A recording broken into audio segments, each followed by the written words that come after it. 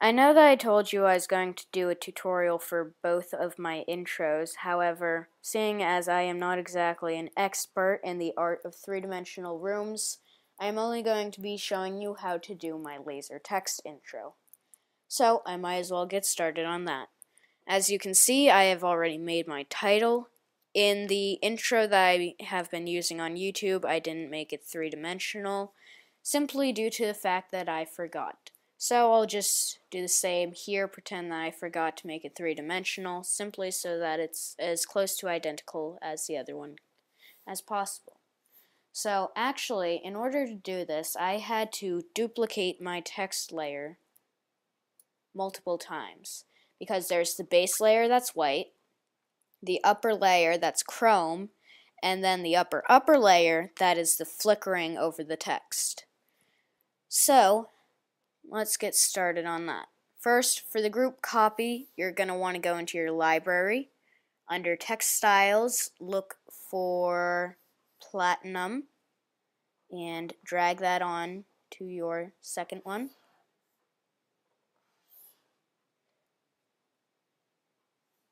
And that should be showing up there.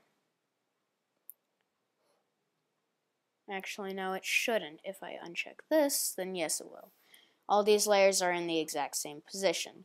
Now, we need to do some masking on this. So select your group copy, as it should say, create a new rectangular mask, and then do the same on group copy 1 and create a rectangular mask.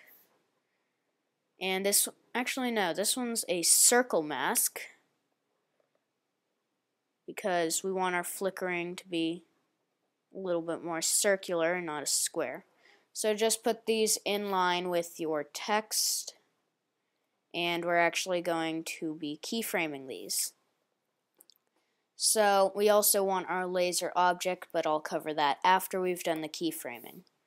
So first let's start with our platinum layer.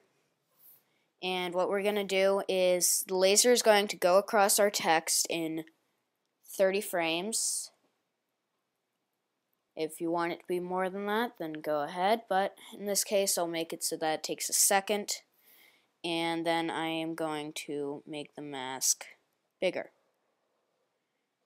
And you can see how that made the text platinum.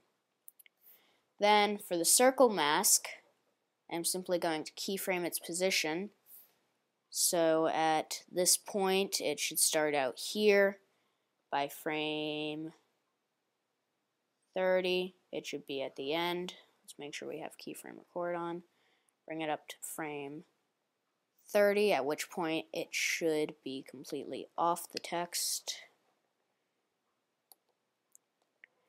So next what you're going to want to do is select group copy 1 as it's labeled, and you're going to want to go to glow. We're going to give it an aura, and that looks pretty good. You can see how there's a sharp line there. We actually don't want that, so select your circle mask and feather that out. Then select your group again, go over to glow, this time go for, I think it's light rays.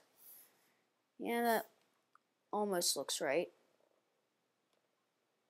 Give it a significant amount of glow. And that just passes over our text. So you can see how the light rays pass over the text, burning a hole in it. Actually, not a hole, burning it into platinum, which actually makes no sense when you think about it. And we want this group to be over at frame 30, so that it just disappears. Now, you may recall how in my video, the beam was blue and the flickers were blue as well. So we're going to go under Filters, Color Correction, Colorize. It made it a weird red color. You're actually going to change that into a deep blue for both of them. Make that a nice deep blue. Passes over our text. And you're also going to want to make it flicker. So what you basically need to do is select the aura one, go in your inspector, and basically all you have to do is hit keyframe record and just play with these filter settings. So in this case, you will be messing with the intensity. You kind of want to go frame by frame for this so that you get the most effect. So this might take me a little bit. So I have completed keyframing on the color intensity of our flicker.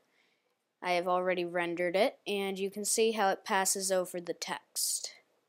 But we're missing a few things. First thing we're missing is our lasers. So basically what you need to do is go into Shapes, select Neon Rectangle. It is conveniently default blue. And for some reason it wants to put it in that group. You want to make sure that it is in its own group so that it is not affected by the mask. We want to scale this up, so let's go over to our inspector. First it needs to end at frame 30. Actually no, make it end at 35 and it will fade out at the end. So let's check this out. We want neon rectangle. We want it to be a lot bigger. And then we're gonna drag it in to position, hit keyframe record, go across, and at frame, why is this thing spiraling out of control?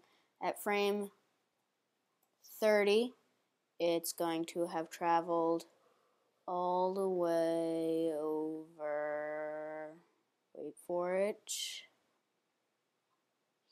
here.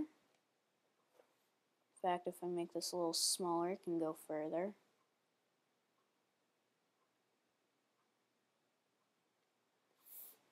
And now I'm going to get our behavior, basic motion, fade in, fade out. No fade in, but you do want the fade out. So when we render that, nice and quick render, let's put it into full screen, actually make it full screen, get rid of that for a moment, and you can see how we have a nice little laser effect. However, our laser could use a bit more realism, so you're going to want to find opacity under blending, which is under properties. Going to hit keyframe record again and basically go by frame, constantly adjusting this.